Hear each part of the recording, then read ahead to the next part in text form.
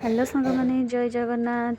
ଆପଣମାନେ ଭାବୁଥିବେ ଆମ ଘରେ ଏତେ ଲୋକ କ'ଣ ପାଇଁ ଅଳତା ଲଗାଉଛନ୍ତି। କାହିଁକି ନା ମୋ ଦିଅରର ଆଜି ଯାଇ ବଡ଼ି ଅନୁକୂଳ, ସେଥିପାଇଁ ସମସ୍ତେ ଅଳତା ଲଗାଉଛନ୍ତି। ଯେଝା କାମରେ ଯେଝା ବ୍ୟସ୍ତ ଅଛନ୍ତି, କିନ୍ତୁ ମୁଁ ସଜବାଜ ହେଇ ଟିକେ ଭିଡ଼ିଓ ବନାଉଛି ଆଉ। ସେଥିପାଇଁ ଅପା ହରିକା ପୁରା ସ୍ମାଇଲ୍ ଦେଉଛନ୍ତି ଆଉ ଏପଟରେ ଆମର ପୁରା ସବୁ ଜିନିଷ ସଜା ହେଇକି ଥୁଆ ହେଇଛି। ଅପା ହରିକା ସବୁ କରୁଛନ୍ତି, ମୁଁ ଦେଖୁଛି।